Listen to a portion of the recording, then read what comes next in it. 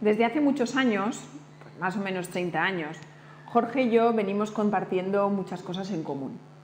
Desde la escuela, el instituto, la facultad, unos pocos buenos amigos y los mismos principios éticos y convicciones políticas.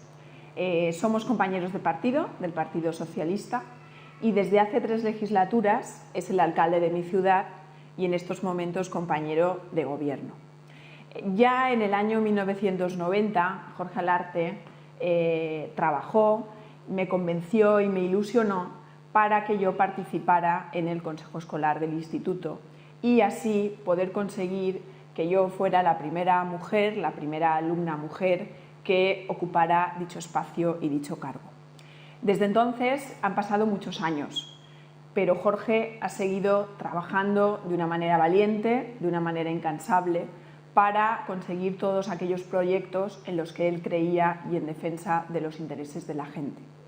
Es así que llevo 2 legislaturas compartiendo con el gobierno y uno de los proyectos en los que más ilusión si cabe le ha puesto, consiguió ilusionar a más de 30.000 alacuaseros y alacuaseras de que el Castell Palau volvería a ser del pueblo, algo impensable. Bueno, pues unos años más tarde ahí tenemos el Castell Palau.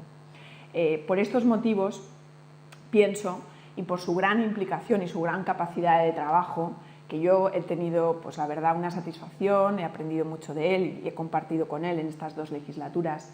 Por todo ello pienso y estoy convencida, no me cabe la menor duda, de que con Jorge Alarte el cambio es posible y además en este momento.